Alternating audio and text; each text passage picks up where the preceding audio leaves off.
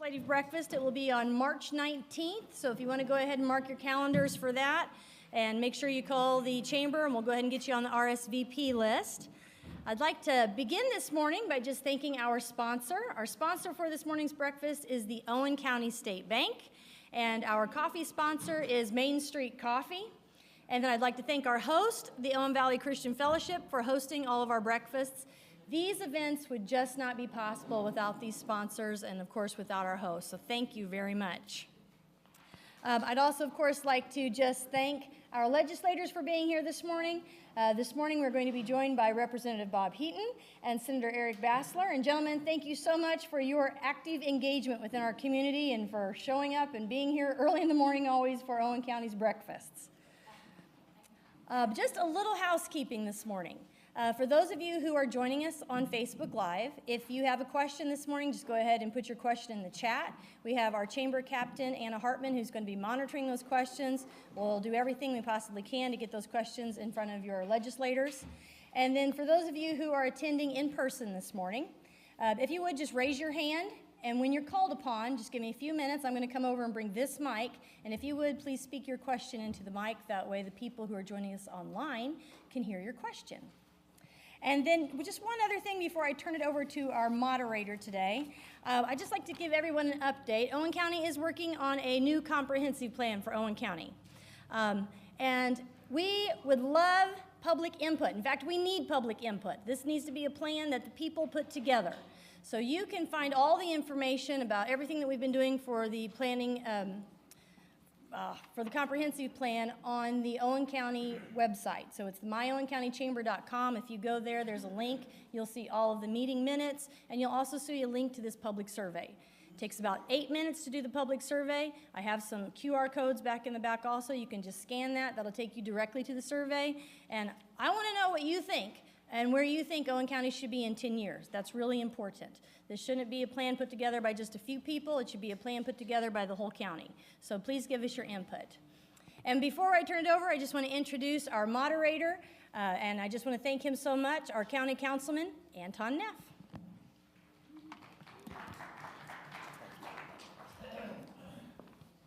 Well, good morning, everybody, and welcome. As Marcy had said, this is the legislative breakfast, the second of our series this year.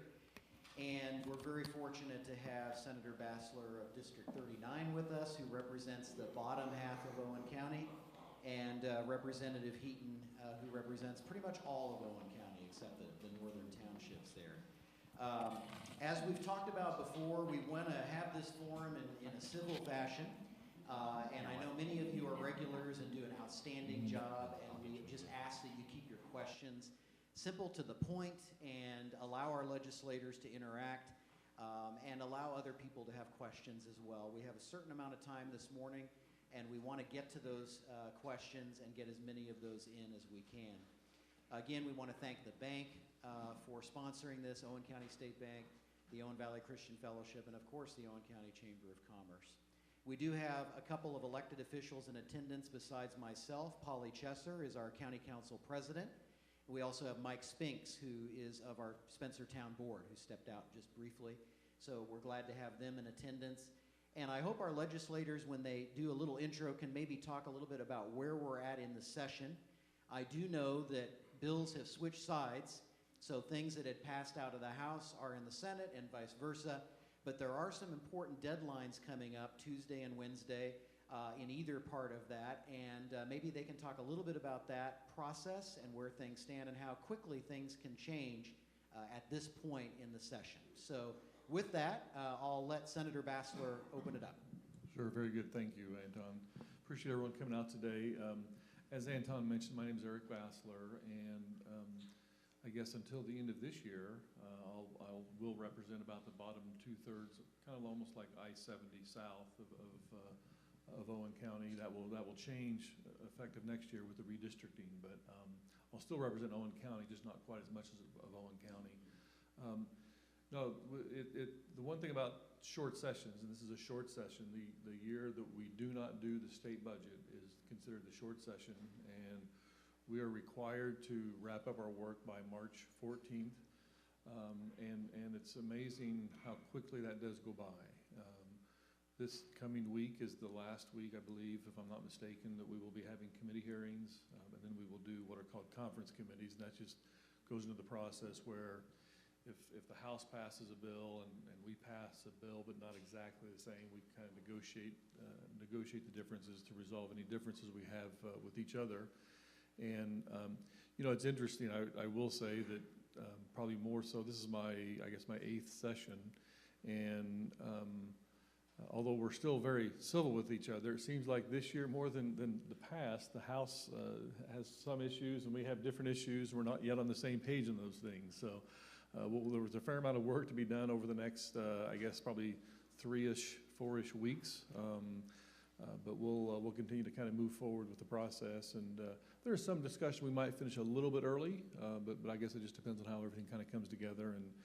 And I guess from a fiscal perspective, it's nice to be able to finish early because that it saves the taxpayers some money. So that's kind of where we are, and happy to be here. Oh, I wanted to mention that Senator Bray, he was literally the only legislator that could be in Putnam County today at their legislative update, so he felt like he should be there. And I told him I thought that Bob and I could probably hold down the fort here, so he's up there, or otherwise he'd be here with us today. So, but thanks for being here, everyone. Yeah, well, thanks again. Thanks for everybody to being here, and thank you to the sponsors. And Anton, appreciate your input as well. The thing about a short session, it is sometimes short sessions can really linger and become long, depending on a lot of the issues that you may have that we have before us. But this is going by pretty quick, and the law says that we have to be out of there by the 14th of March, which is a Monday, which I would almost bet that we're not going to come back over a weekend and come back in on a Monday, the 14th of March. But so we'll try to get that done earlier. But it does get down to conference committee reports that last week or so. And I've said it before, and I don't really care to say it. It sounds kind of, but there's a lot of wheeling and dealing behind closed doors that last week, whether you like that or not, and it happens every year. And so we have certain bills that we will send over to the Senate and vice versa. I think we sent over 105, and they sent us, they were gracious enough to send us 161, I think it was. Yeah, you sure did, and I think some of them might end up in that trash bin over there. But it's kind of, we just deal with it, and everybody. I basically had just one bill that got through.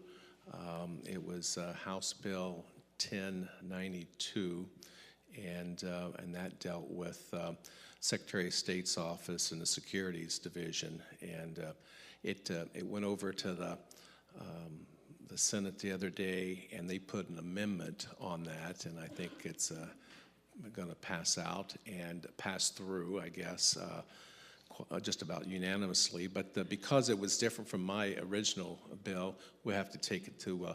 I'm going to concur on that and basically accept that amendment.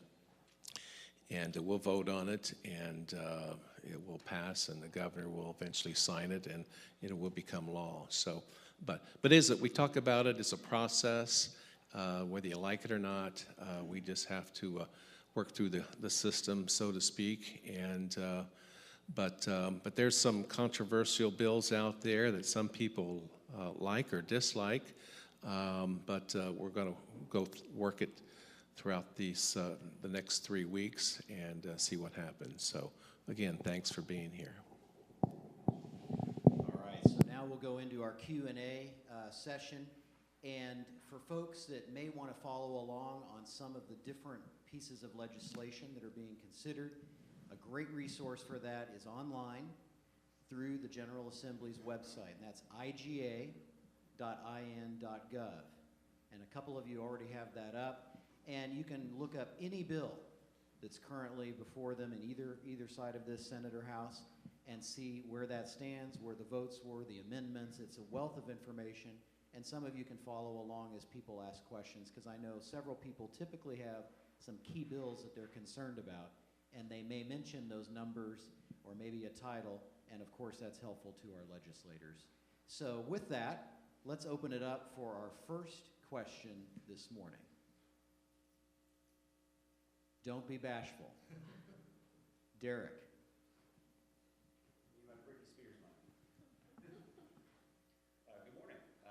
Morgan, Spencer Owen Community School Corporation School Board Vice President, and thank you both for coming this morning. I've got a couple questions for you. I've got the Indiana General Assembly's website here. Thank you for Senate Bill 2. I believe that is working its way through the House now. That greatly helps with all of the chaos that the pandemic has brought upon schools to allow that student count to be reasonable and for us to be able to get the right funding to meet the conditions. Senate Bill 356, which is now in the House there, dealing with interim or adjunct teachers. I support that bill for now. I hope that the Indiana General Assembly will take steps to help alleviate. We are headed towards a cliff with a teacher shortage, and so that's a great stopgap for now, but that's not a long-term solution. We do need a lot of help to ensure the integrity of the teaching profession in the state of Indiana, and that is, adjunct teachers help fill a gap, but that's not a long-term solution for the state of Indiana that's sustainable. This one's just for fun, but House Bill 1013. I'm going to see if you, House Bill 1013, the state fossil. Why not the crinoid stem? We've got to go with the mastodon, so. I was so full for the crinoid. Yeah, you were pulling for the crinoid stem, yeah, right? But of course, House Bill 1134, of course, the lightning rod of the session. I do appreciate Senator Rogers' amendment, Amendment 20, that was heard this past week. It was definitely an improvement from the original version of the bill. I still don't like it. I still struggle with some of the wording and some of the vagueness of it. A lot of the decisions, so we have had a lot of folks come to us with concerns about curriculum, and I'm going to tell you about a particular individual who came to us, the very first person that came and mentioned CRT and SEL and came and was concerned. We invited him in to come talk to our curriculum director. He met with our curriculum director, looked at the curriculum, found out that he actually really liked the curriculum that we were teaching at Spencer Owen schools. And he actually wanted us to know that that he really was a supporter of what we were doing and would come to future board meetings if necessary to back us up. And to me, that's how we solve these problems with parental access and education is through conversation and through the local level. And I don't know that this legislation helps fix that completely. I don't know that it's still a top-down approach that I don't think is necessary. And so my parting question to Senator Bassler is, have you had a chance to read Senate the Amendment 20 and what's your take on it? Yeah, just if I could maybe comment first on just a couple of the other bills you referenced. With respect to the tuition support, we did, and I'm sure that Bob agrees, and I think it's probably going to sail through the House pretty easily also, that the way the funding formula works, and I hate to get into too much minutia, but if a child receives more than 50% of their education virtually, then they would get 85% of the funding that they would normally otherwise get if they were sitting in the seat in the classroom. And so what we had at the beginning of this school year, as many of you may know, COVID was still, and it's still around obviously, but it was especially bad, and there was a lot of kids that maybe were receiving virtual education because they either had COVID or else they had been contact traced or whatever the case would be. And so if we would have literally gone by the letter of the law, then the school corporation would have only received 85% of their funding for that specific child. And so what this bill does is it gives full funding to the local schools, because that's obviously not the intent. If someone is sick, they're at home, they're getting their education virtually for a period of time, that's not what the purpose of the law being written as it was. I would agree that I'm supportive of the 356, but you're right, it's not a permanent long-term solution. It does give schools more flexibility to have adjunct faculty, and we do. If you think about the experts you may have in your community related to various subject matter, you can rely upon them to sort of be a stopgap, but not yet a permanent solution. And then I can't remember what's 1013. Oh, forget that one. Yeah, I'm going to cross that one off. And the challenge I have with, I guess, a couple of challenges I have with 1134. I'm not sure that it has changed. It doesn't do a great deal. However, I have some concerns around the local control issue. I think that there are many ways that a family or a parent can have an influence on their child's education, and obviously I think that's a great thing. That's how it should be, that parents are responsible for the education of their children and making those decisions. And as an example, if you have a teacher in your school corporation that is not teaching well, is not teaching properly, is not teaching with some degree of morals and ethics and so forth, then the parent or parents could obviously go do what? If they're not comfortable talking to the teacher about it, they could obviously talk to the principal, superintendent. They can come complain to Derek. He's a school board member, okay? If they still don't get satisfaction, they would be able to run for school board. And I think, as many of you are aware, we have a very robust school choice program in Indiana where a child could go to a different public school corporation. They could go to a charter school. They could go to a private school. They could be homeschooled. So there's so many different options. And my preference, I guess, never say never and never say always. But boy, my preference is almost always to allow decisions to be made at as local level as possible. There are some things that the state just simply does not need to be involved with. The federal government doesn't need to be involved with. I get less and less comfortable as some people want to bring more and more power to the state level or more and more power to the federal level. And I think this is one where local schools can do a good job, and parents have all sorts of options to kind of fix that problem if they'd like to. It's an interesting story that you shared with us. It kind of makes me, I guess, kind of chuckle a little bit. And I guess that maybe goes back to the old adage from the great song, I Heard It Through the Grapevine, where it says, believe half of what you see, some or none of what you hear. And so maybe they heard, this gentleman or lady had heard bad things about the school corporation, but once they looked into it, they thought, oh, well, maybe that's really not the case. So that's kind of where I am on those various bills. But thank you for being here, and thanks for asking, and thanks for coming to the State House the other day. All right, our next question. Jeff had his hand up as well earlier.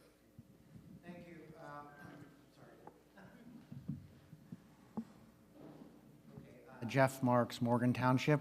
Good morning, gentlemen. So a little bit of preface, but I'll read fast.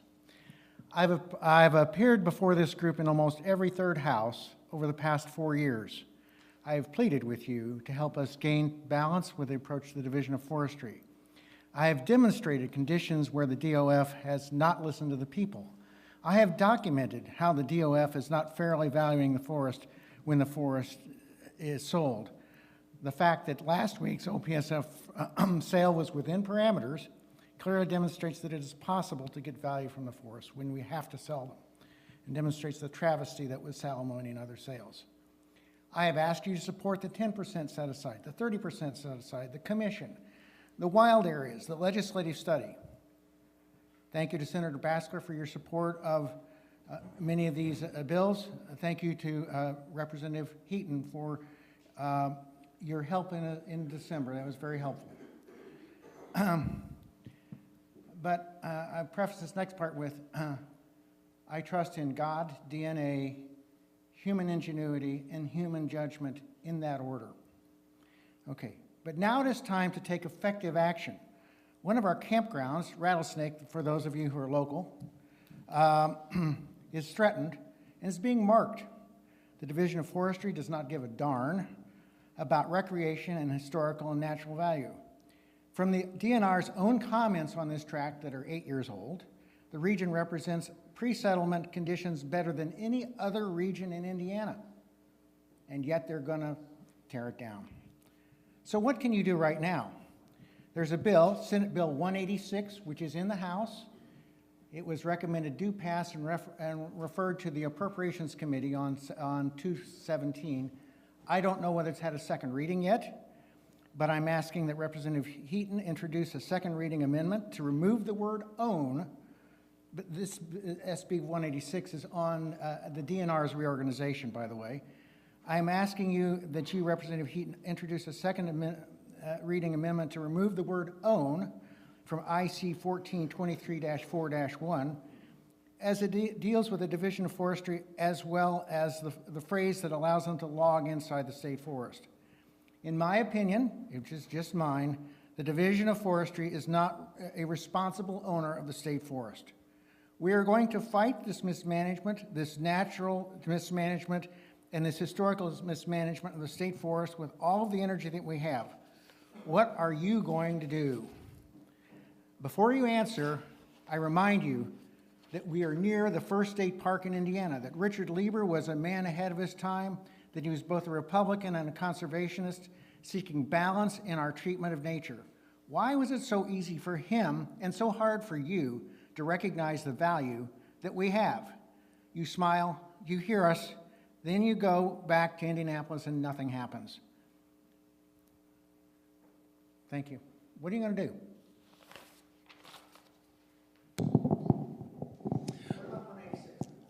So 186, you say that was an appropriation, that's went to Ways and Means, did you say? I think that's Ways and Means. I'm not sure. Okay. Sorry. Okay. We've got Ways and Means on Monday morning, Tuesday morning, and I don't know what's on the agenda for that, but it's 186, you said, Senate Bill 186. I'll take a look at it and see. I don't know if it's going to get a hearing, I'm not sure, but I can look into it. Can you refresh my memory? What is 186? 186 reorganizes the DNR. Oh, that's right. Okay, reorganizes the DNR strangely removes the Division of Internal Audit. I suppose that's up in Department of Administration now, and some other things. Frankly, a lot of administrative details of straightening out the law. Does that help? It does,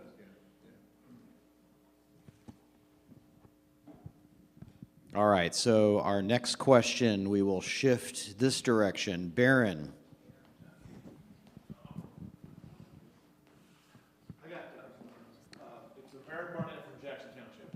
I got three issues that I want to talk about real quickly, but the issues are complex, and I don't want to go into any detail, but if you've got any comments about it, well, I'd appreciate them. The first one that I want to talk about is on this deal about boosting local public safety efforts by letting level 6 felons, go back into the Department of Correction. That's really, really good, but with like Owen County facing $27 million jail or whatever it's going to be, we're going to find out here in another day or two, that there's no way we can afford it. And I think that it's the state responsibility to help the counties. And I think that's the primary thing here, is that the state has got to do something to help the counties who just can't afford $27 million jails. I mean, the Department of Correction is a big money deal anyway, and I'll go into that later. The next thing I wanted to talk about was this protecting individual rights and jobs. If you take 130 million people and divide it into 1 million people that's died under the so-called COVA, and I've read the SARES Act, so I know it's a money-making deal. That's only 0.8%. I mean, these influenzas and flus and Spanish flus in the past are a lot more than that, and yet we call this a pandemic. I don't believe that. The next thing is on this HB 1134.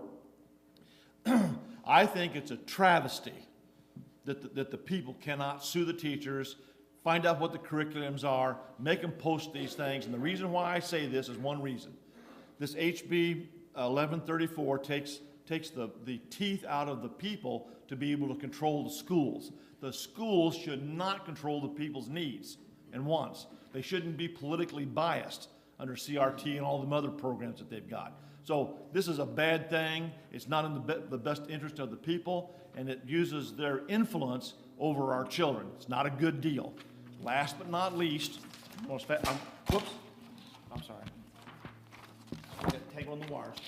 The last thing is, on that flyer I gave you over there, it shows $182 billion, and this is back in 2017, is the amount of money that this country spends on the so-called legal system, on justice, okay? And everybody knows the word justice comes from Latin, which means revenge. It's a way to make the criminals not want to do what they want to do, okay? And on the second page, you look down there, we got $13.6 billion in this country, right? Taxpayer money that goes for people that are just spending in jail that haven't even gone to court yet. My point is this: if you guys can do anything at all to change some of the laws, right, that keep these court systems bound up, constipated with people, which would cost a lot of money, okay, right? The taxpayers shouldn't have to finance $186 billion or $200 billion just for a criminal system, which puts them back out on the street. I mean, Indianapolis is a good example of what happens when you just don't take care of the situation. You just let it fester. And so this thing here about helping Owen County out on this terrible bill that we're going to have to face, and then the country as a whole and the state as a whole, it needs to be addressed seriously. I know there's a lot of people that have all kinds of issues, but we've got to quit messing around with the little stuff and go for the big thing that hurts the people in the long run. And that's my comments, and that's my request to you guys, is to do something about it, even though you've got a lot of socialists and a lot of communists and you've got a lot of other people that have, they're into some wonderland thing that they want to spend all the money on. We've got to get these core issues done, and that's what I'm asking you to do. Thank you. All right. We do have online question capability as well. Do we have anything from that yet, Marcy? We'll focus those in once we get some of those. But for those that are watching online, feel free to ask your questions. Mike. Mike Spinks, town of Spencer. I have a couple things here. Senator Basler's already seen it. We sent in opposition to, can we get this put up there for them? I'll take it. We sent in, here's another one. Oh, yeah.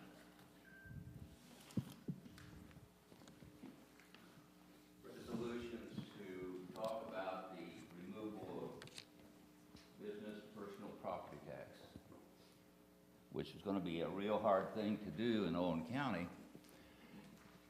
Overall, we're looking at over $180,000, $860,000 in personal property taxes for commercial. And that's what they're thinking about taking away. And I'm with AIM, which is Accelerate Indiana Municipals. Our big issue is if you take it, just don't erase it, replace it. Give us something here that we can, if it's not replaced, then it falls back on the taxpayers of this county to make that up, because each of our taxing unit needs about the same money it gets every year, and this is portionate within that money. The whole essence of it is that it's likely has to be replaced fully, or we're in trouble locally to re-raise that amount of money. So it's it's actually went through House Bill 1002, and they talked about eliminating it, but the secret is when it goes into conference committee, it can be rejuvenated totally.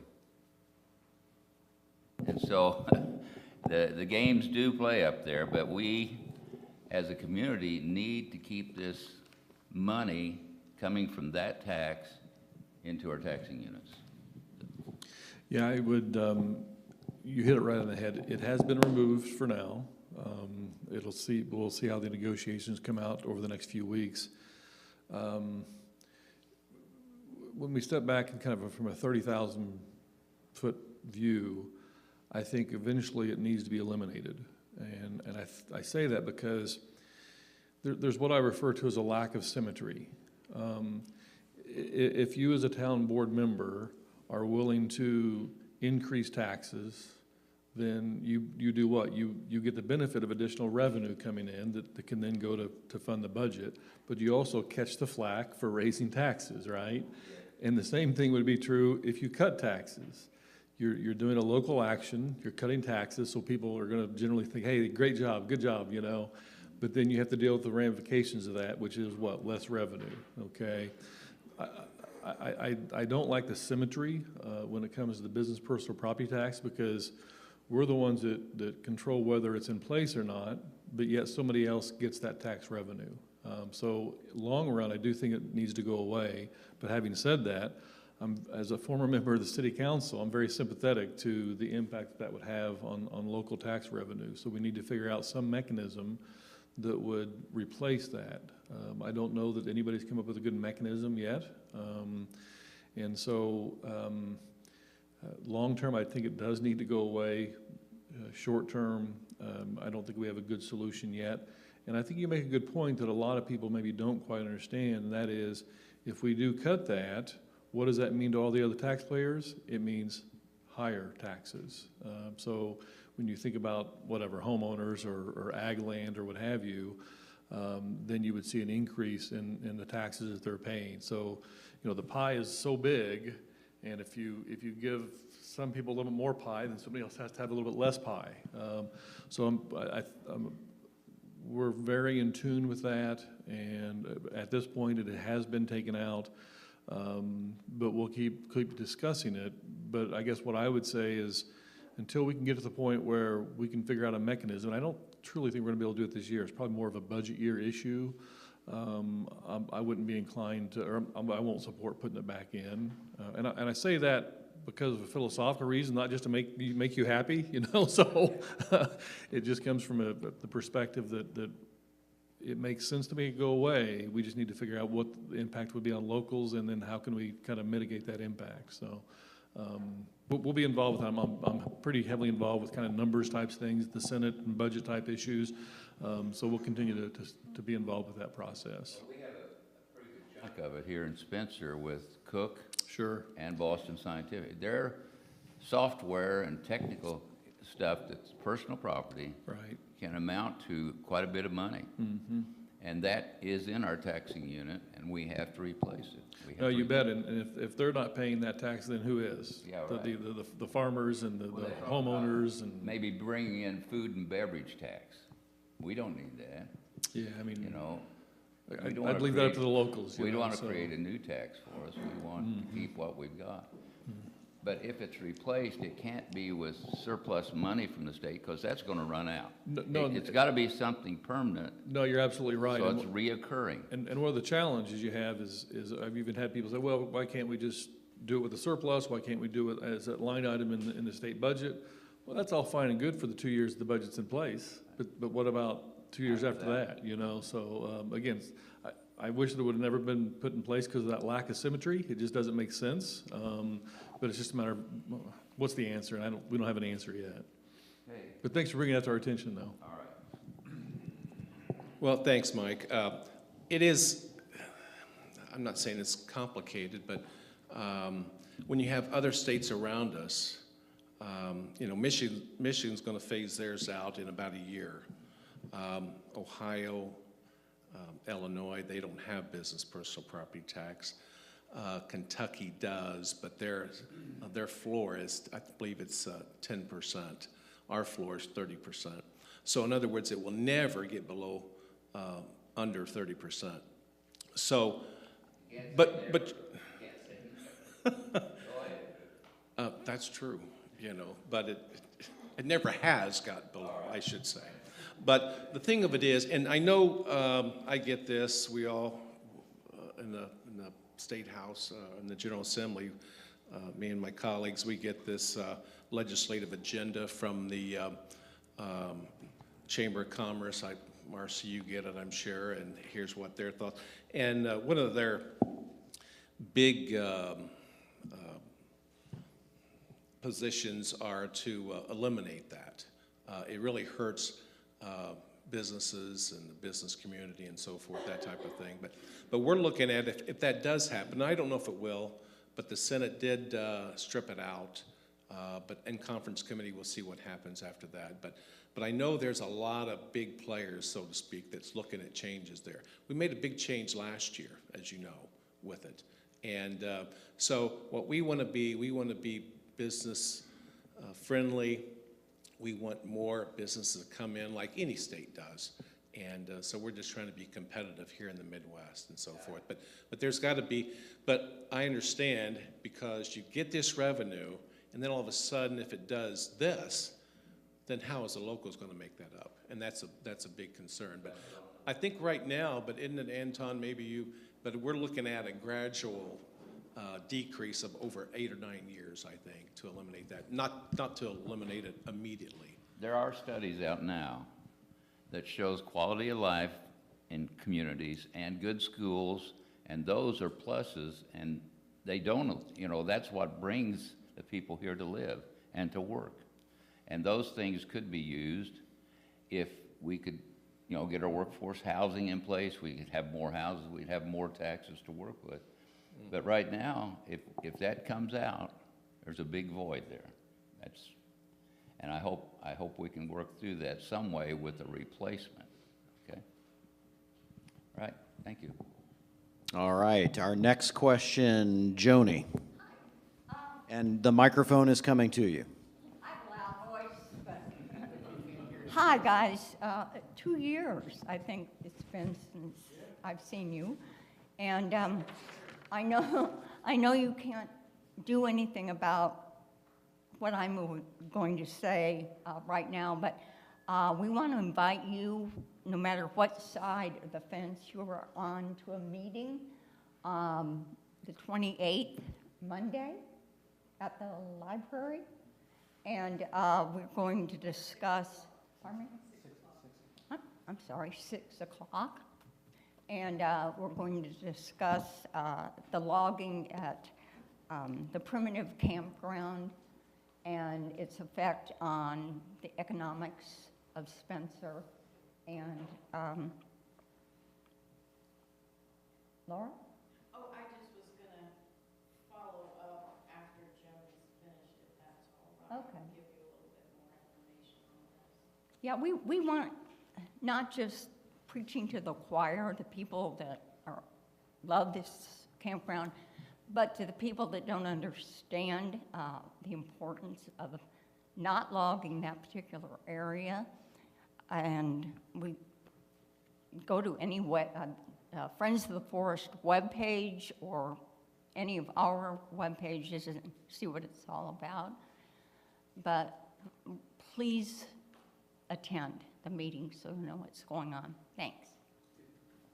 Is that rattlesnake? Yeah. It is. I'm going to tell you a little bit more about it. My name is Laura Kemp, and I'm the granddaughter of Ivan Chambers. Ivan Chambers was the one that had the foresight to realize there were special places worth saving, and my grandfather started McCormick's Creek State Park. He had a $1,000 bet with Richard Lieber which state park would be the first state park in Indiana. Would it be Turkey Run or would it be McCormick's Creek?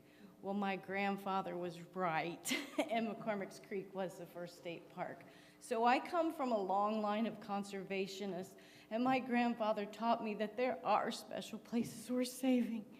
And people in this community have relied on this area and rattlesnake campgrounds not only for recreation, but for foraging qualities, for the quality of life that it offers every living species in that forest. And there are special places worth saving.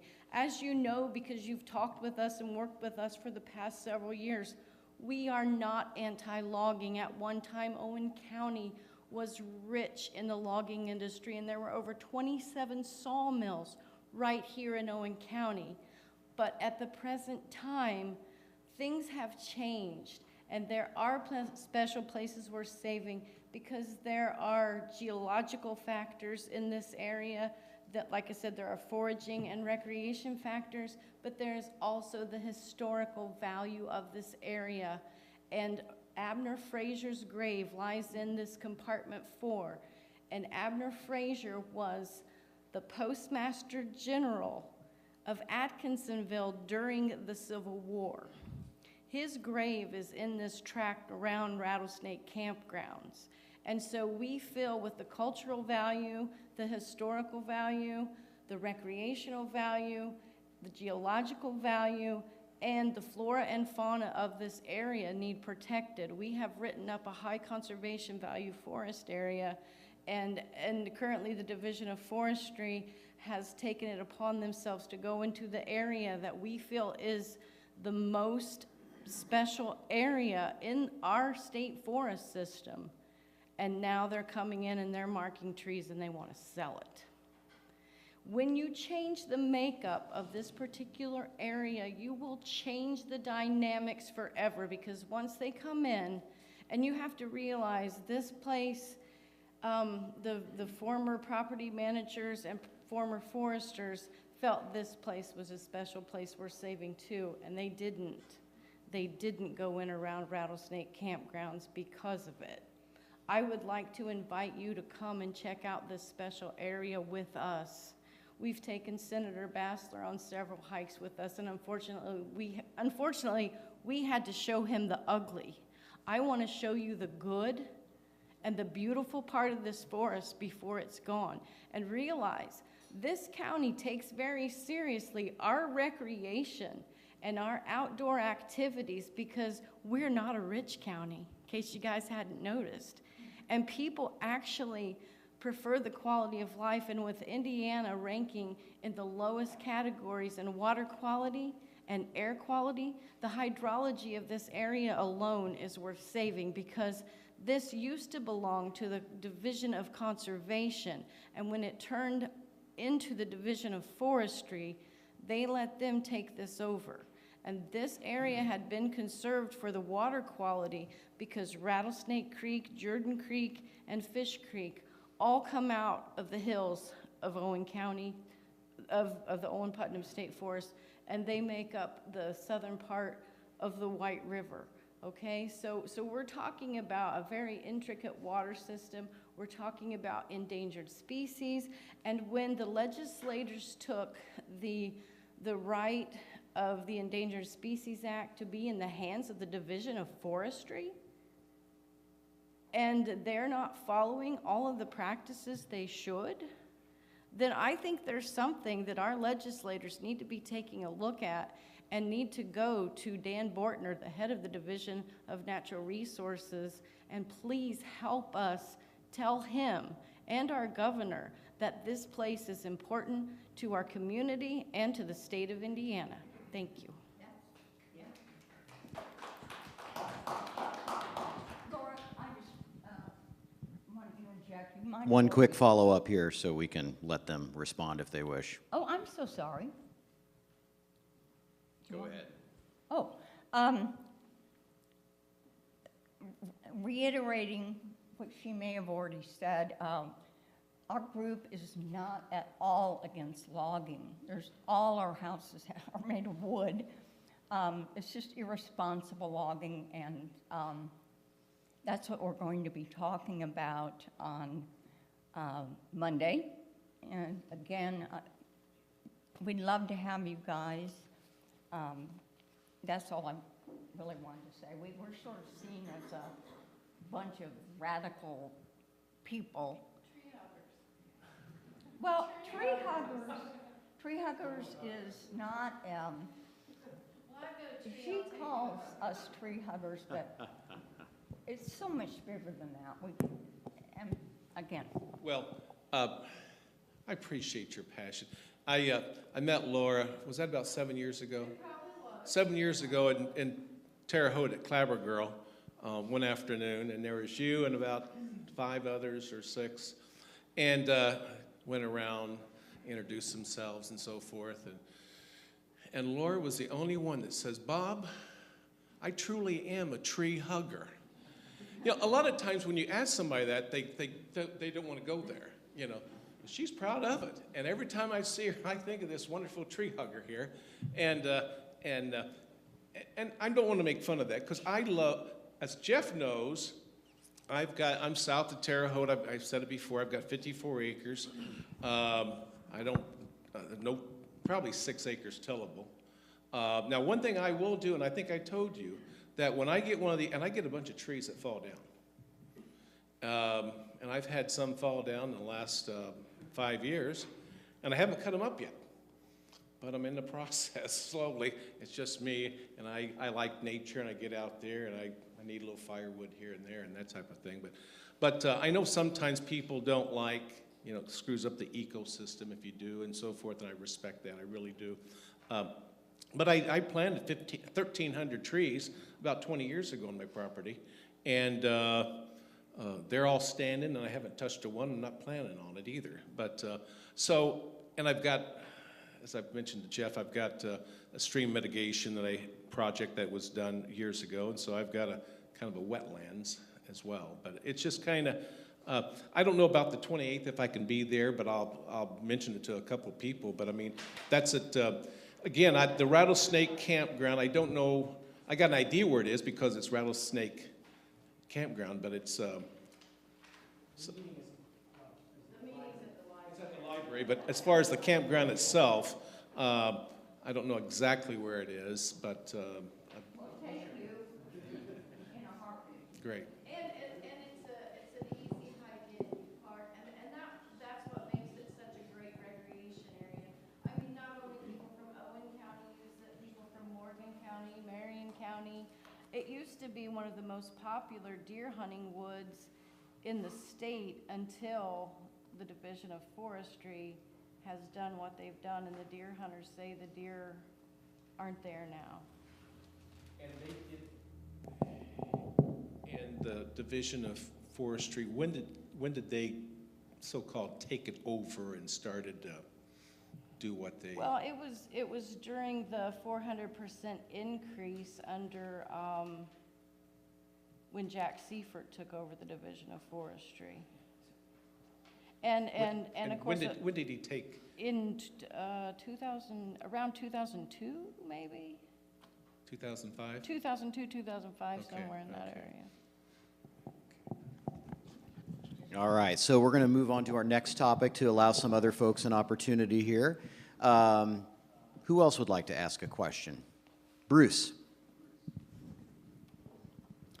In light of the fact that you are not really going to be getting specific with the budget this year, and there's been some discussion about modifying some tax rates, consider investing that money into grant programs that would be available for rural communities, what infrastructure, water, electric, broadband, and I could name some others, medical, to provide significant grant dollars that go into rural communities as an investment.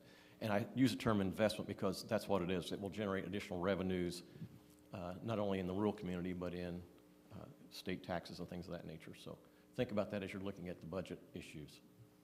We'll do that. And Bruce, I think you and I have talked a little bit about this before. And on the Senate side, you mentioned water, for example, and I know that water is an issue in various parts of the state, and here in here in Owen County specifically.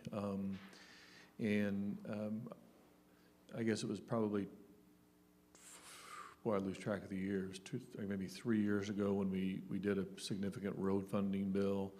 On the Senate side, Ed Charbonneau has been the kind of our lead on when it comes to water issues, and he and I have had some discussions, and we think it seems as though there's going to eventually be a need, probably sooner rather than later, for something significant related to water infrastructure. I think a lot of communities have sewer lines that are, 75, 80, 100 years old, that obviously are not going to last forever. And then there's also issues with potable water. And I know that, I can't remember, maybe it was our last meeting here, someone was showing me pictures of, people coming up and filling up these big reservoirs on trucks of water. And I think when we maybe talk to people from our larger cities in Indiana, I think they're stunned by that. But I could envision something along those lines coming. And then we're going to continue to really push the whole rural broadband, because rural Indiana, and my whole district is kind of small towns in rural Indiana, and for the most part, Bob's is too. He's got parts of Terre Haute, but boy, he's got a lot of rural Indiana too. If we can't have better access to rural broadband and internet and things along those lines, then it's going to be really hard to live in rural areas and compete. And we're going to continue to push those things forward, and we sure hope to be able to do some good things with those in next year's budget also. So, but we'll keep you in touch with that. Well, Bruce, thank you for your passion. And, you know, we talk about quality of life issues, and, you know, I mean, what's more quality of life if you know, when you need water and you can't get it? And I've just seen pictures. I haven't witnessed, you know, people on Monday morning driving up ready to get water down at the water company. But, you know, one thing also, when I think of quality of life, I think of, you know, paths, bicycle paths or walking paths, that type of thing. And I've got, years ago, I went to the University of Denver back in the 70s for 2 years. I still have friends and family out there, and I occasionally go out to Colorado, and it seems like, boy, they've got biking paths everywhere. And people are riding, cycling, hiking, and so forth. And I think the young people are moving to a state like Colorado because of that type of infrastructure, you know. And I remember one time I went out there, I took my bike, and one day I was very energetic and fit. I went 50 miles, and yeah, and I never crossed. It was all in this. I didn't cross over and come back on the same path. It was, I mean, it's incredible what they have out there. And but people, you know, maybe for climate, they move this, you know, the south or southwest. But I know a lot of people move into Colorado, and it's not just the legalization of marijuana, but it's a quality of life as far as that kind of thing, and the skiing and so forth, and tourism is a big deal. But you know, when you talk about that, but the water, and I've told Bruce and I've told Todd that you know, I tell this to people who are maybe from the northern part of the state. They said, "Bob, what are you talking about?" They can't believe. Well, what's the issue with water? Don't you have water? I go, well, as a general rule we do, but not everybody. You know, that type of thing. And it's just kind of, when you talk about getting housing in here, we need that, and the broadband, but the water is something where a lot of people, it's not on their radar. They don't even think about it, and it's a big deal. And so I will, Lord willing, if I get reelected, but next year in the budget year, I'm gonna you know, corner a couple of my buddies over in the Senate and see what we can do. You know, I can't promise anything, but it's just kind of, when you talk about billions in surplus, and I don't want to say, what's 20 million? You know, because that's a lot of money. But what kind of rate of return will a community like this get back on that? And how do you measure that? Well, again, getting back to the quality of life. And that's exactly what I'm talking about. It's water, it's the broadband, it's the medical side in the rural communities. I get troubled by the fact that in the larger cities, they forget the rural folks. In a sense, we feed them. You know, you think about that a little bit. So that's why I'm saying it's not just, it's a number of infrastructure issues in the rural communities so that grants could be available. You know, $750 to $1 billion going back into rural community would be an investment that will help the entire state. That's where I'm coming from. All right, Daryl in the back.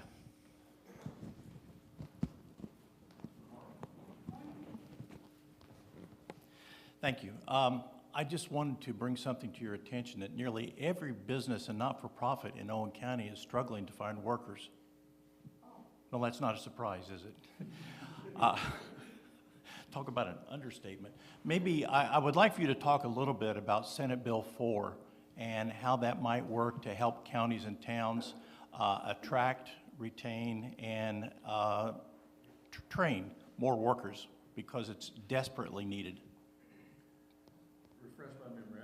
It's funny, my whole life I've been pretty good at math, even like way back to grade school, and I'm a financial advisor, but for some reason I cannot remember bill numbers. So what does Senate Bill 4 do?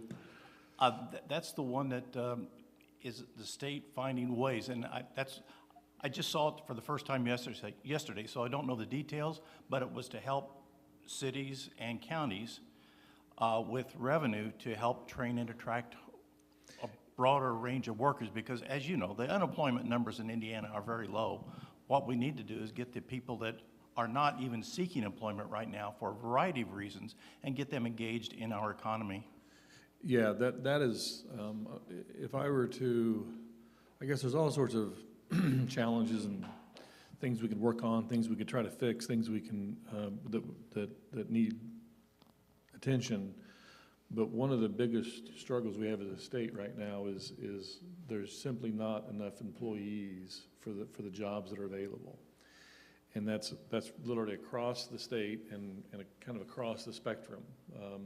All different types of jobs, from kind of, you know, blue-collar jobs to the janitors for the local schools, law enforcement, nurses, doctors, teachers. I mean, you can just go across the board, all industries, you know, manufacturing industry. And so as we start coming about, especially for the budget year, I know it seems kind of strange to be talking about that already, but we really do start thinking about these things about a year in advance. What do we want to try to do? And we've got to figure out we've got to do a better job of trying to connect K-12 with higher ed, with skills development, workforce development, or we're going to continue to struggle and fall farther behind. I know that automation can help with some of these challenges and some of these problems, but it's not going to be the long-term solution. Now, I do think that one area where we need to be very careful when it comes to our budgeting is if we were to look at dollars spent on, say, K-12, on higher ed, and I don't just mean four-year degrees, I mean, you know, certification programs, two-year degrees, and so forth. My gut instinct is, if you looked over the last, say, 10 years, I question whether we've kept up with inflation on funding those areas. And so my hope would be the next budget session we could put more toward that. Not just K-12, for example, or higher ed, but programs that would allow people that are maybe making a minimum wage, for example, or maybe not much above a minimum wage, gain some additional skills that would allow them to make $15 an hour, to allow them to make $20 an hour, $30 an hour. There are manufacturing jobs that are good manufacturing jobs that a person could make a good wage on and obviously be a good contributor to the community, but we can't fill those positions right now. I have a brother-in-law that works at the Toyota plant down in Princeton, and they can't hire enough people. And so I would hope that either with some of the surplus dollars we have or just in the budget in a general sense, we could fund more things that would allow people to improve their skills, to take on a higher paying job so they have a better quality of life, and at the same time do a better job of providing funds to K-12 and again, the two-year programs, the certification programs, and the higher ed. So it may be I don't want to say it's the greatest challenge we face, but it's got to be in the top two or three, I would think. Could you clarify, will this money be coming through workforce development, or the Work One offices, or will it be coming through the school corporations, or will it be going to county and city government? Do you have any idea? Yeah, we really don't know. I mean, we're talking about several different avenues. One would be obviously workforce development for people that either for whatever reason are no longer don't have the skills necessarily to provide a real good quality of life for themselves or their family. So again, the governor always uses the word skill up, and I'm always hesitant of buzzwords, but he refers that as skill up our population. There's still a significant number of people that don't finish high school. We have to work a lot in that area.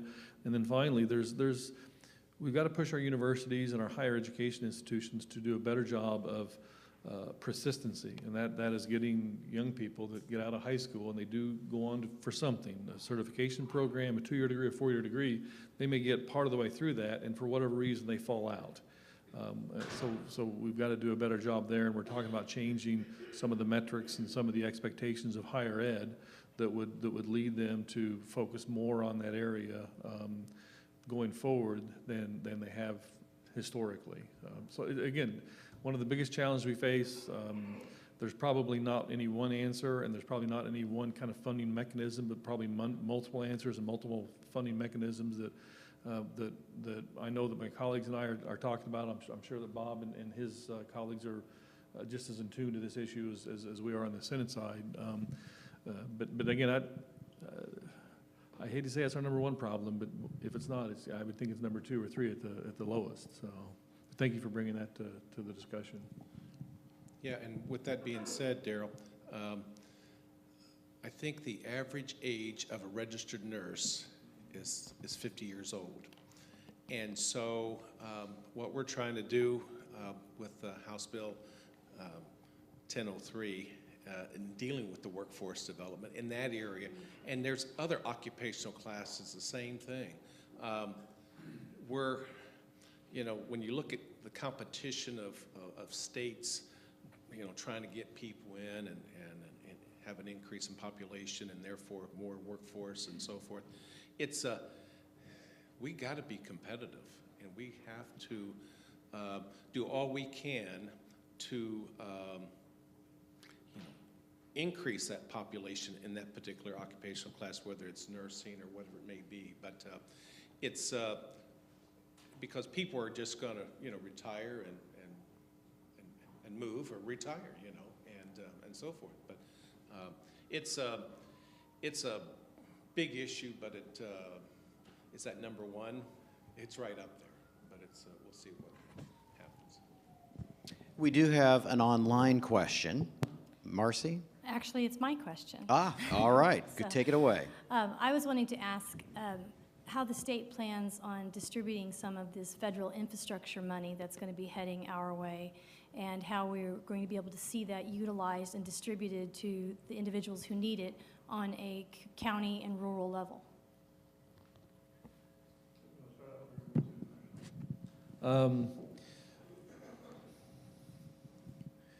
One thing that I think I can generally speak for the legislators, maybe I shouldn't say that, many of us think that the legislature has a role to play when it comes to the distribution of those dollars. When you think about who the fiscal agent is, like at the local level, it's the town council, it's the city council, it's the county council.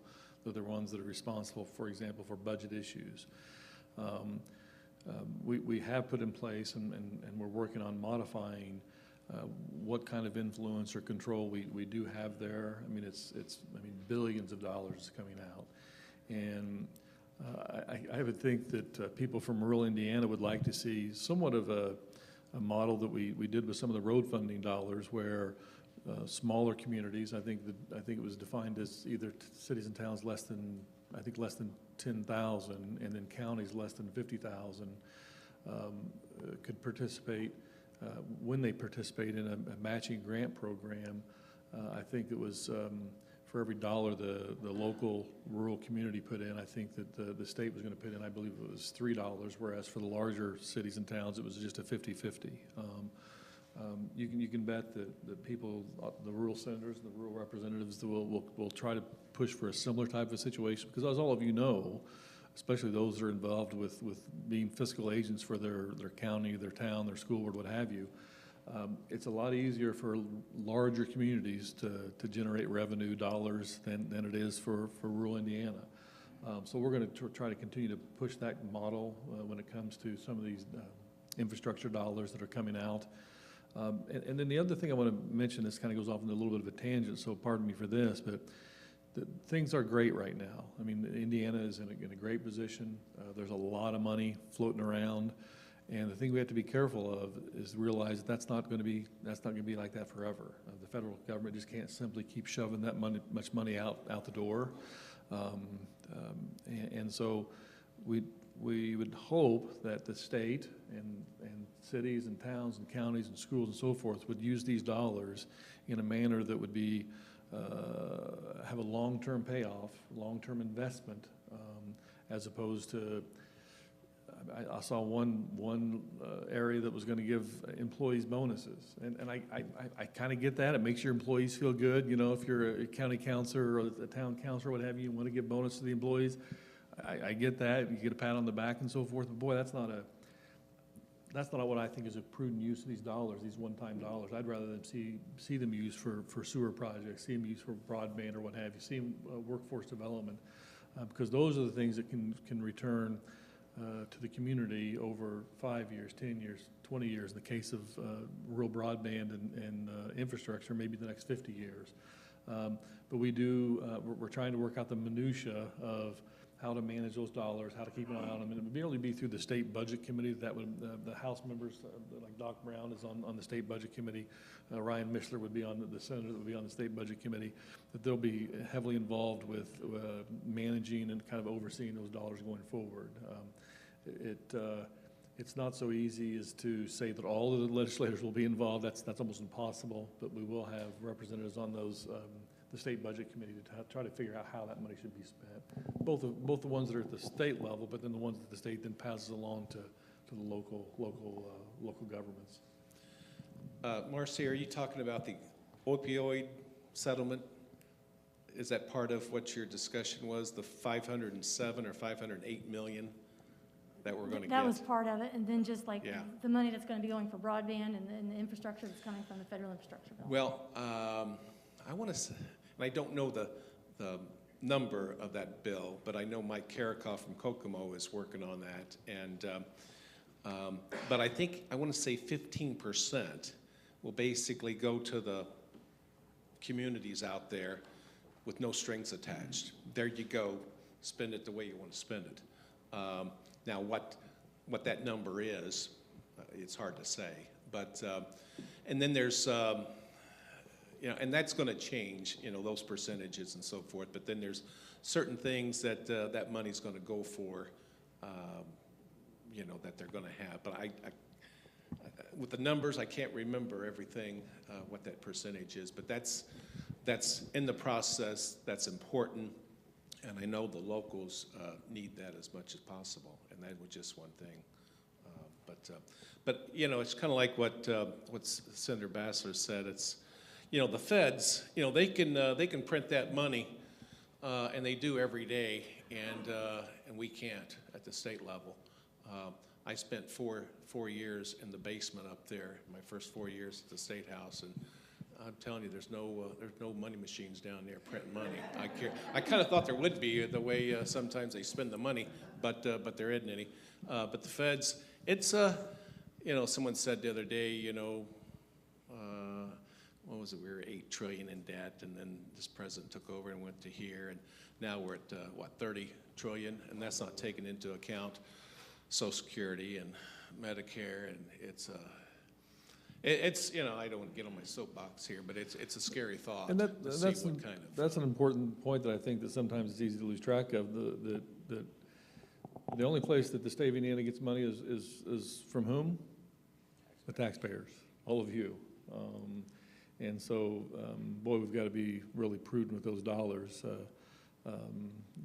You look at it at the federal level, and they do. They can just borrow and borrow and borrow and put more and more debt on the future generations, and that doesn't bode well. And that's one thing that Indiana can't do and shouldn't do. We need to kind of be responsible for our own fiscal nature and not expect my grandkids and kids to pay for something that I'm spending money on today as a legislator. So, good question. All right, in the back, Christy. Good morning, Bob. Good morning, Eric. It's been a while since I've seen you guys, so I'm glad to be here. I want to go back to what Daryl was saying, and I want to address just a couple of things from the perspective of a business owner. So when we started our business and we were really, really tiny, you know, we just mostly family. Now we're in a position where we're hiring some people. So I want to address this from a perspective that maybe you guys haven't thought about. So we put out an application request a few weeks ago, and I had 36 applicants in our community. Now, only 2, and here's the thing, what we do isn't hard. I mean, Polly's worked for us. It's not hard what we do. We're growing and it's changing. So now we've actually moved up in our manufacturing status. But as Polly can tell you, nothing that we do requires brain engineering, right? Polly, it's not hard. Only 2 people out of those 36 were qualified that could do the work that we were doing. And we do not have a hard laborious job. So what I'm seeing is that it's not just, because everybody keeps saying there's nobody to work. Well, I had 36 applicants, so obviously there's somebody that wants to work. What I'm seeing is that there's not a qualification in the people to work. In addition to that, some things legislature can't solve, okay? These people and kids need to be motivated by their parents and their families. They need to have a work ethic instilled. That's not being instilled today, and that's why you see 50-year-old nurses like myself who are working hard because we were taught that way, and you don't see as many 18 and 20-year-olds. Now, that being said, we hired 2 young men that are getting ready to be seniors who come from an economically challenged background. And what I did was, as a business owner, I got with some people in the state and found out about some opportunities where we could help them with their college education as a business. And so what we have done is we're kind of mentoring them and encouraging them and telling them, hey, you don't, because one of them came into our break room and kind of was playing a game with the boys and slapped down his welfare card and was going to make a bet with them, you know. And this is one thing the state has hurt. When I was 16 and worked for Kroger, food stamps could not buy anything except food that they cooked. There were certain limits. They couldn't buy ice cream. They couldn't buy candy. They couldn't buy a lot of different things. They couldn't use them at convenience stores like Speedway. Today they can. I took a girl in off of the road or off the street in Terre Haute, and I won't buy the milkshakes at Speedway because they're really super expensive for my kids, but she would go down there with her EBT card and buy it for them. So that's a very simple thing that the state legislature could do, is reduce what the EBT can be used on. That's a simple, very simple fix that you guys could quickly reduce, which would cause people to say, hey, I need to make a little extra money because I want candy and I want ice cream and I want some of those things that they couldn't buy when I was a teenager that they can buy now. Back to the youth.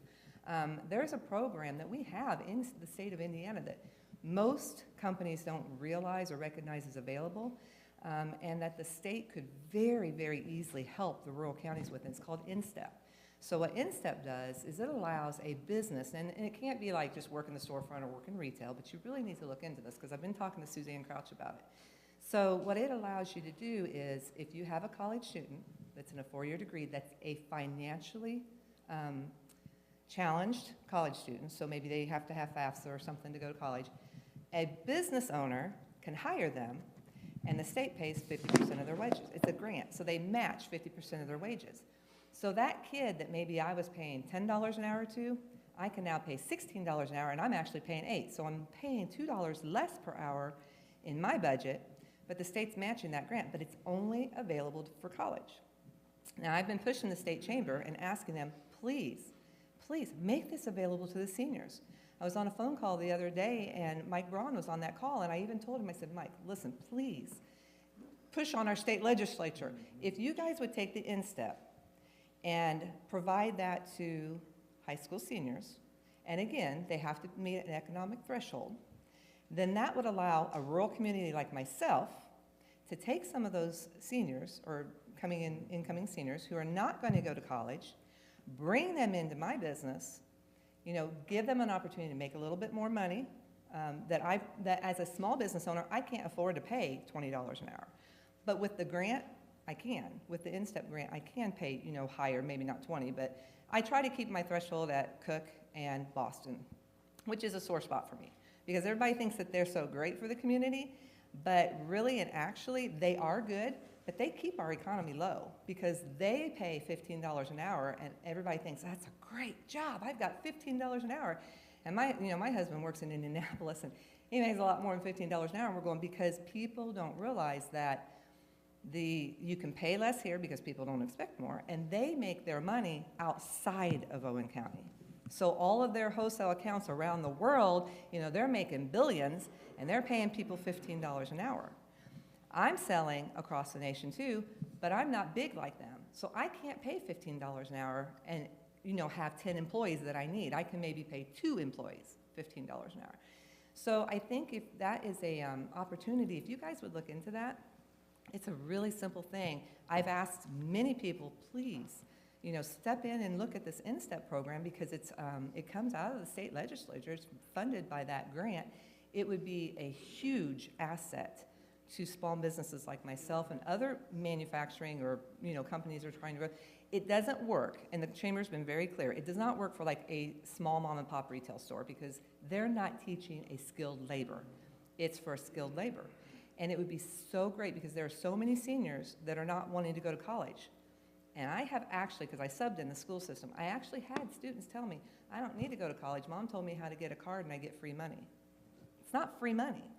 That's the mentality that we're fighting in the workforce. So it's not just that there aren't people that want to work, it's a lack of skilled labor. So the other thing that I was going to say, you were talking about some of that money. If you would allow, so I don't, I'm anti-control. I don't like that, and I don't like the state legislature. However, there does sometimes need to be boundaries because there was some misuse with the CARES Act money, and I'm not even going to go into that because it would probably open a big, huge pot.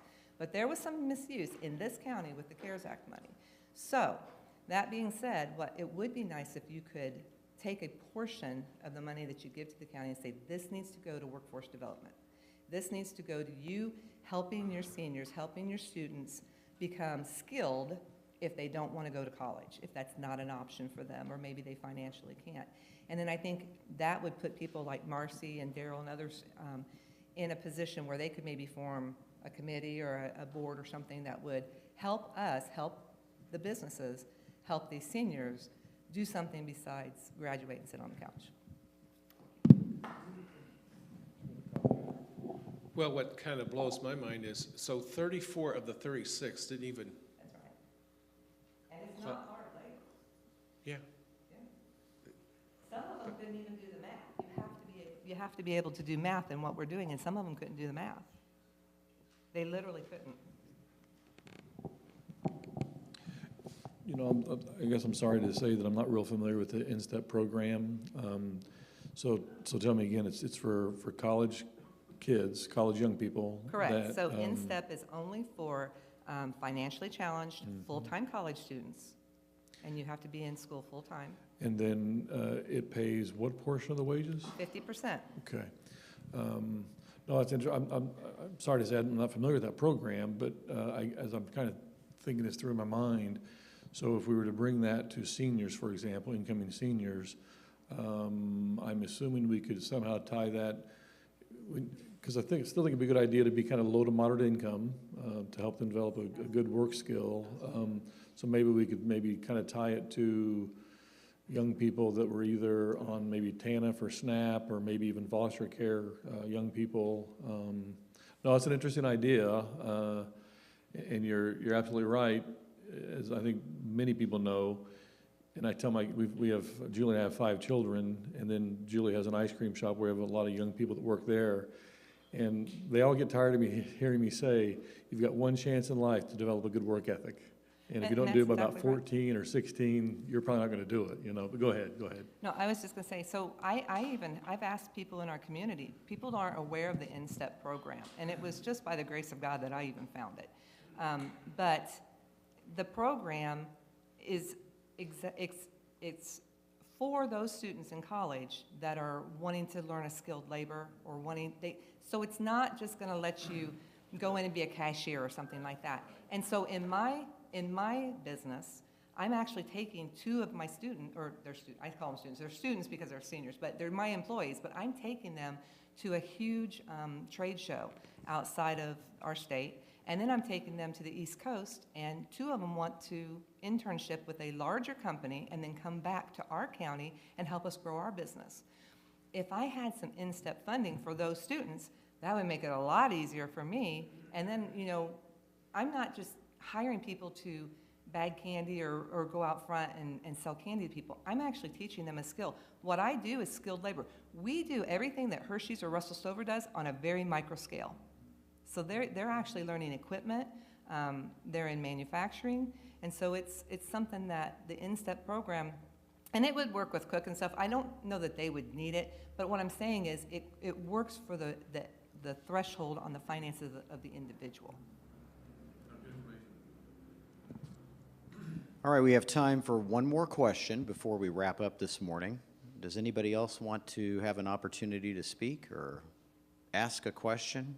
Yes, Dina. I don't really want to ask a question, but I'd like to make a statement. My name is Dina Stickles, and I'm a teacher for Spencer Owen Schools. And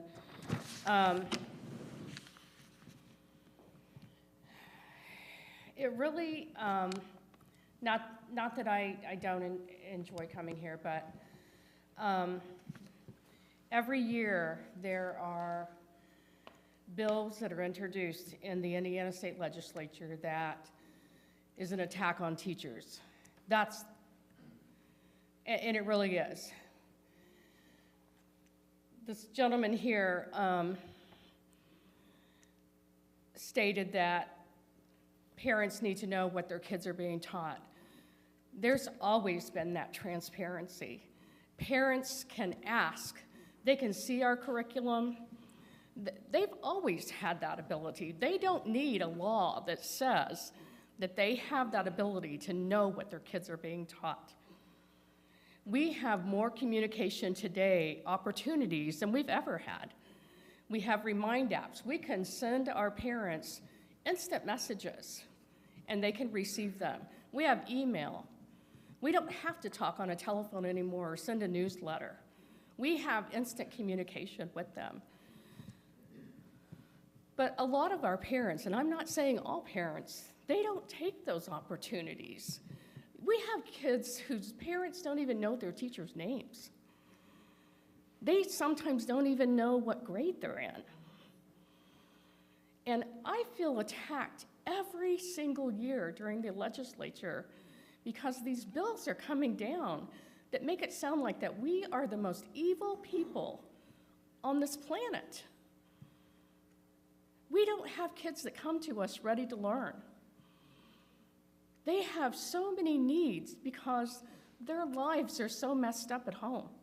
They don't know where they're sleeping. They don't know where their dad is. Their parents are in jail. They're in foster care. They have no stability. And yet we're the most stable environment that they have. There are so many kids that are hungering for attention. And we give that to them. And we're competing with video games. Kids don't come, as she said, they're not motivated. They're not motivated. Their brains have been rewired, and they need constant stimulation. You don't get that always from trying to learn math, which, by the way, parents complain to us constantly, I can't help my child with math. We didn't change that. We get what we're teaching, we get that from you. You adopted our state standards, Common Core. We're showing kids lots of different ways to solve a problem. Parents don't understand that, so we're evil because of that, but they don't ask. So how do we change the atmosphere of teachers? Used to, when I grew up, teachers were revered. They were treated as professionals. According to the legislature, anybody can be a teacher. I oppose the adjunct teachers. There's more to teaching than just the content, and people need to understand that. And I'm offended by that. And I think if COVID and education, if anybody found out, not everybody can be a teacher. Parents could not teach their children. But yet, it's presented that because you're an accountant, you could be a teacher because you know math. That's not true. And I wish that people would understand that. And do you know why there's a teacher shortage? That's come down from 2008 on down to today, where teachers have just been constantly criticized. The workload is more than it's ever been, and there's no appreciation for that. We have been so deprofessionalized. Who would want to be treated like that? And I can't say that all kids have behaviors, but there's a lot of behavior problems. And I can make somebody sit in a seat. I can't make them learn if they're not motivated to do that, and if they don't have the supports. And I was talking to Bob before, we started today, and he said, how can we make parents be responsible? I don't know. But that's a lot of our problem. So for me, it's just, I don't know why teachers have been treated the way that they are. In any profession, you have good and you have bad. You can't throw everybody in the same pot and say we're all bad. We're not. And I don't know what the answer is, but bills like House Bill 1134, it's not the answer. Senate Bill 356, that's not the answer. Comments? Yeah, sure. House Bill 1134 is authored by Tony Cook. For 42 years, he was a teacher, principal, administrator, a coach, and he worked on this bill since, I don't know, July or August, whatever it was. And I had some teachers up there the last couple weeks saying, Bob, why do we have this bill, 1134? Critical race theory bill, some people called it. And I consider it a bill of transparency. People have their own views on that, but this is what Tony indicated too. It's a situation where I think there was 28 or 29 school corporations that was teaching critical race theory. Now, that's about the other 90% of school corporations, it doesn't affect. They're not teaching that. And I've had a teacher said, well, why don't you just deal with those 28 or 29 school corporations? Well, how do we put that, and I just, a general comment, how do we regulate just those 28 or 29 school corporations and the other 260 some, we don't touch their, curriculum, if you will. Well, and so what happens next year? So maybe beyond the 28 or 29 school corporations, there's going to be maybe 15 or 20 more that kind of follow suit. How do we, it is tough to regulate good parenting, but it's just like Senate Bill 17. A week or so ago, the librarian in the Vigo County Public Library said, Bob, Senate Bill 17, that needs to be killed. Well, the Senate passed it. I think the vote was 34 to 15. And that dealt with pornography, that kind of literature in our libraries.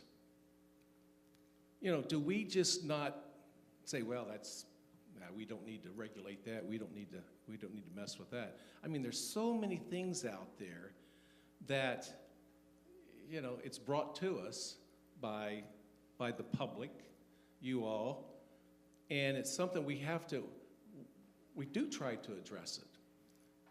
And these things aren't easy. Now, speaking of that bill, not to get off of 1134, but I'm not sure that it's going to education, and I don't know if we're going to hear it or not, but to me, I think we ought to address things like that as well. Sometimes, we may not, and they'll say, well, there's always next year. Well, maybe so, but it's tough. And, but Tony Cook, Representative Tony Cook, he's retiring, he's been there just a few years, but he was, remember Ryan White that had AIDS? Well, Tony was a principal at that school and let him back in. And Tony was the first one to meet him at the door when he came back in. He's a great guy, but he's been working with this bill for several months. And again, I know the Senate and Senator Rogers is being criticized because they stripped that out, and as the Attorney General says, it's not, as it stands now, it's not enforceable. There's no teeth in that bill as it stands now. So I don't know where that's going to go in the next few weeks, but we'll see shortly. So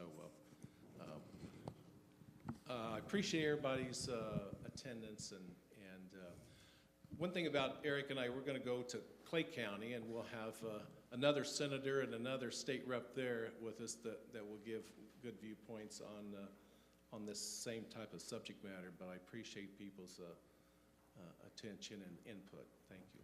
So I know, as you've said before, that these type of events sometimes vary dramatically from county to county or community to community and what gets brought up and the questions asked. And as you all have seen this morning, we have such a wide variety of topics. And I'm so proud of Owen County when it comes to the topics and the variety. We even had, phrases like postmaster of Atkinsonville. I mean, who would have thought that would have come up in a conversation, right? And of course, recreational in Colorado came up in Bob's conversation. But at any rate, we have a lot of fun, I think, with this, and a good back and forth. And I think that's something that we should all be proud of. I do want to thank Senator Bassler and Representative Heaton. Of course, the Owen County Chamber of Commerce, the Owen Valley Christian Fellowship for the facility and broadcasting for us, everybody that's viewed online, also the Owen County State Bank for sponsoring this event, and our officials and everybody that attended this morning. Marcy, do we have a third event scheduled, or where does that fall? Because, okay. Yeah, so March 19th will be a Saturday, and it'll be here at this location again. Now, session will be over at that point, but then there'll probably be more of an overview of what passed, what did not pass, and what that means for our community. So keep that in mind for next time, and thank you all for attending.